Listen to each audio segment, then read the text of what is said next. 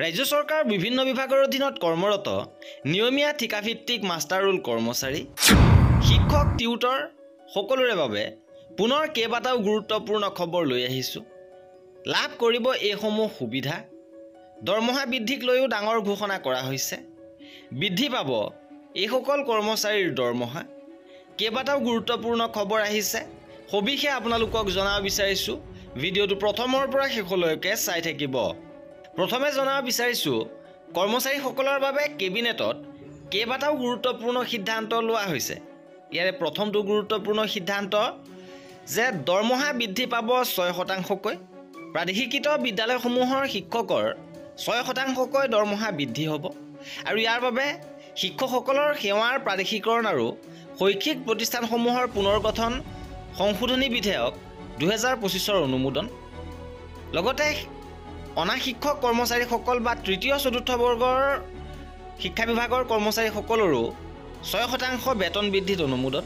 অনা শিক্ষক কৰ্মচাৰীৰ 6% বাৰ্ষিক বৃদ্ধি প্ৰদানৰ বাবে কেবিনেটে 2025 সংশোধনী বিধেয়কত অনুমোদন জনাইছে।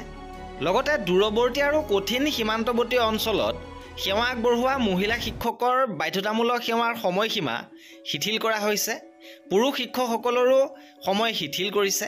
মহিলাসকলৰ ক্ষেত্ৰত এতিয়া 5 বছৰ আৰু পুৰুষ শিক্ষকসকলৰ 7 বছৰ সেৱা আগবঢ়োৱা শিক্ষকসকলে বদলিৰ বাবে আবেদন কৰিবলৈ যোগ্য হ'ব। এইবাৰ জনাব বিচাৰিছোঁ আন এটা গুৰুত্বপূৰ্ণ খবৰ। ৰাজ্যত শৈক্ষিক বৰ্ষ পুনৰ সলনি কৰিবৰ বাবে তৎপৰ হৈছে চৰকাৰ। পৰামৰ্শ বিচাৰিলে বিদ্যালয় শিক্ষা বিভাগে। বৰ্তমান এপ্ৰিল-মাৰ্চৰ পৰিৱৰ্তে পুনৰ জানুৱাৰী-ডিচেম্বৰ কৰাৰ বাবে তৎপৰতা। প্ৰাথমিক শিক্ষক সন্মিলনীসহ সংশ্লিষ্ট সকললৈ পত্ৰ প্ৰেৰণ কৰিছে বিভাগীয় সচিবে।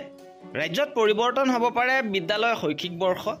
বিভিন্নজনৰ পৰা এই ক্ষেত্ৰত অনুৰোধ পোৱা হৈছে আৰু ইতিমধ্যে বিভাগটোৰ সচিব তথা শৈক্ষিক দিনপঞ্জী পৰিৱৰ্তন সমিতিৰ অধ্যক্ষ কৃষ্ণা বৰুৱাই প্ৰাথমিক শিক্ষক সন্মিলনীকে ধৰি সংশ্লিষ্ট সকলোলৈকে পৃথকে পত্ৰ প্ৰেৰণ কৰিছে, য'ত বিষয়টোৰ ওপৰত পৰামৰ্শ দাখিল কৰিবলৈ কোৱা হৈছে।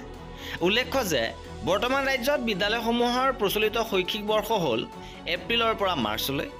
ইপিনে BLৰ দায়িত্বপ্ৰাপ্ত শিক্ষক কৰ্মচাৰীক শিক্ষাক্ষেত্ৰত উপস্থিতিৰ পৰা ৰেহাই দিয়াৰ বাবে আহ্বান। মুখ্য নিৰ্বাচনী বিষয়াৰ সমগ্ৰ শিক্ষাৰ মিছন সঞ্চালকলৈ পত্ৰ যে BLৰ দায়িত্বত থকা শিক্ষকসকলক শিক্ষাক্ষেত্ৰত উপস্থিতিৰ পৰা ৰেহাই দিব লাগে। ভোটাৰ তালিকাৰ বিশেষ সংশোধনীৰ প্ৰক্ৰিয়াত BLO হিচাপে নিয়োগ কৰা সিংহভাগে হৈছে শিক্ষা বিভাগৰ শিক্ষক কৰ্মচাৰী। এনে প্ৰেক্ষাপটত BLৰ দায়িত্বপ্ৰাপ্ত শিক্ষক কৰ্মচাৰীসকলক শিক্ষাক্ষেত্ৰ এপৰ উপস্থিতিৰ পৰা ৰেহাই দিবলৈ মুখ্য নিৰ্বাচনী বিষয়াই সমগ্ৰ শিক্ষাৰ মিছন সঞ্চালকলৈ এখন পত্ৰ প্ৰেৰণ কৰিছে। ইপিনে ভাৰতীয় নিৰ্বাচনী আয়োগৰ সিদ্ধান্ত অনুসৰি 1 জানুৱাৰী 2024ক যোগ্যতাৰ তাৰিখ হিচাপে লৈ অসমৰ ভোটাৰ তালিকাৰ বিশেষ সংশোধনীৰ অংশ হিচাপে BLৰ দ্বাৰা ঘৰে ঘৰে পুনৰীক্ষণ 22 নৱেম্বৰৰ পৰা আৰম্ভ হৈছে। এই প্ৰক্ৰিয়াত 29,656 জন BLOৱে সমসংখ্যক ভোটগ্ৰহণ কেন্দ্ৰত 2,52,02,757 জন ভোটাৰক সামৰি ল'ব আৰু স্বীকৃতিপ্ৰাপ্ত ৰাষ্ট্ৰীয় আৰু ৰাজ্যিক দলসমূহে এই প্ৰক্ৰিয়াটোত সহায় কৰিবলৈ 61,533 জন বুথ পৰ্যায়ৰ এজেণ্ট নিয়োগ কৰিছে। অসমৰ মুখ্য নিৰ্বাচনী বিষয়াই জিলা নিৰ্বাচনী বিষয়াসকলক বিশেষ সংশোধনীৰ সকলো স্তৰতে BLA সকলৰ পৰা সহযোগিতা বিচাৰিবলৈ নিৰ্দেশনা জাৰি কৰিছে আৰু বিশেষ সংশোধনীৰ গুৰুত্বপূৰ্ণ তাৰিখ হৈছে BLৰ জৰিয়তে ঘৰে ঘৰে পুনৰীক্ষণ 20 ডিচেম্বৰলৈকে চলিব। খচৰা নিৰ্বাচনী তালিকা প্ৰকাশ পাব 27 ডিচেম্বৰত। দাবী আপত্তি দাখিল কৰাৰ সময়সীমা 27 ডিচেম্বৰৰ পৰা 22 জানুৱাৰীলৈকে। ইপিনে চূড়ান্ত ভোটাৰ তালিকা প্ৰকাশ পাব 10 ফেব্ৰুৱাৰী তাৰিখে। এইবাৰ জনাব বিচাৰিছোঁ কৰ্মচাৰীসকলৰ বাবে আন এটা গুৰুত্বপূৰ্ণ খবৰ। টেটৰ অনিবাৰ্যতা বাতিল কৰা আৰু পুৰণি পেঞ্চন নীতি OPS বাহাল ৰখাৰ দাবীত দেশৰ প্ৰাথমিক শিক্ষক সমাজে 24 নৱেম্বৰত নতুন দিল্লীৰ যন্তৰ মন্তৰত এক বৃহৎ ধৰ্ণা কাৰ্যসূচী ৰূপায়ণ কৰিব। প্ৰাথমিক শিক্ষক সন্মিলনীৰ প্ৰতিনিধিয়ে ইয়াত অংশগ্ৰহণ কৰিব। উল্লেখযোগ্য যে মাইনৰিটি স্কুলৰ এক গোচৰৰ ৰায় প্ৰদানৰ অংশস্বৰূপে 1 ছেপ্টেম্বৰত উচ্চতম ন্যায়ালয়ে সকলো শিক্ষকৰ বাবে টেট বাধ্যতামূলক বুলি দিয়া ৰায়ে সমগ্ৰ দেশতে আতংকৰ সৃষ্টি কৰিছে আৰু এই ৰায়ে এহাতে যেনেকৈ পূৰ্বৰ পৰা ভিন্ন নীতিৰ আধাৰত নিযুক্ত শিক্ষকসকলৰ নিযুক্তি প্ৰক্ৰিয়াৰ পৰোক্ষভাৱে অবৈধ কৰি তুলিছে, তেনেদৰে পৰৱৰ্তী কালৰ বাবে বৰ্তমান নিযুক্তি প্ৰক্ৰিয়াকো অবৈধৰূপে চিহ্নিত কৰাৰ বাট প্ৰশস্ত কৰিছে। তেনে ক্ষেত্ৰত 23 লাখ প্ৰাথমিক শিক্ষক প্ৰতিবাদমুখৰ হৈ পৰিছে। আনহাতে দীৰ্ঘদিনীয়া সংগ্ৰামৰ অন্তত ভাল বুলি চলাই থকা প্ৰচাৰ ভুল বুলি মানি লৈ নতুন পেঞ্চন নীতি সলনি কৰি UPS ব্যৱস্থা প্ৰৱৰ্তন কৰিলেও সেয়া মানি লোৱা নহ'ব। কৰ্মচাৰীসকলৰ দাবী পুৰণি পেঞ্চন পুনৰ প্ৰৱৰ্তন কৰিব লাগে।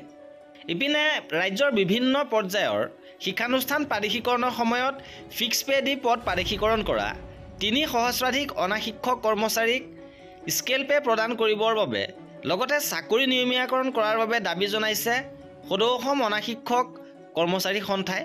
শেহতীয়াভাৱে অনুষ্ঠিত অধিৱেশনত এই কৰ্মচাৰীসকলৰ চাকৰি নিয়মীয়াকৰণ কৰাৰ বাবে পদক্ষেপ গ্ৰহণ কৰিবলৈ চৰকাৰলৈ আহ্বান জনায়। উল্লেখ্য যে অসম চৰকাৰে 2021-22 চনত উচ্চ প্ৰাথমিক বিদ্যালয়ৰ পৰা স্নাতক মহাবিদ্যালয়লৈকে ফিক্স পে প্ৰদান কৰি সৰ্বমুঠ 3189 জন অনা শিক্ষক কৰ্মচাৰীৰ পদ প্ৰাদেশিকৰণ কৰিছিল আৰু তেওঁলোকক পে স্কেল প্ৰদান কৰিবৰ বাবে দাবী উত্থাপন কৰিছে আৰু শেহতীয়াভাৱে কেবিনেটত এইসকল কৰ্মচাৰীৰ বাৰ্ষিক দৰমহা 6% বৃদ্ধি হ'ব বুলি ঘোষণা কৰিছে। ইপিনে আন এটা গুৰুত্বপূৰ্ণ খবৰ আহিছে যে 2006 চনৰ 1 জানুৱাৰীৰ আগত স্থাপিত শিক্ষানুষ্ঠান লগতে 2001, 13 আৰু 21 চনত প্ৰাদেশিকৰণৰ পৰা বঞ্চিত যোগ্য শিক্ষক কৰ্মচাৰীসকলৰ পদ প্ৰাদেশিকৰণ কৰিব লাগে আৰু এই দাবী জনাইছে সদৌ অসম অপ্ৰাদেশিকৃত শিক্ষক কৰ্মচাৰী সন্থাই। শেহতীয়াভাৱে সংবাদমেলযোগে সদৌ অসম অপ্ৰাদেশিকৃত শিক্ষক কৰ্মচাৰী সন্থাই এই দাবী উত্থাপন কৰিছে আৰু এই ক্ষেত্ৰত উল্লেখযোগ্য যে চৰকাৰ ফালৰ পৰা আগন্তুক বিধানসভাৰ অধিৱেশনত এই সম্পৰ্কত এখন নতুন বিধেয়ক গৃহীত হ'ব, য'ত বাদ পৰা শিক্ষানুষ্ঠানৰ শিক্ষক কৰ্মচাৰীসকল প্ৰাদেশিকৰণৰ আওতালৈ আহিব পাৰিব। আৰু এয়া আছিল আমাৰ আজিৰ ভিডিঅ'টোত। কৰ্মচাৰীসকলৰ সকলো খবৰ পাই থাকিবৰ বাবে আমাৰ চেনেলটো ছাবস্ক্ৰাইব কৰি ৰাখিব। ভিডিঅ'টো শেষৰলৈকে চোৱাৰ বাবে বহুত ধন্যবাদ।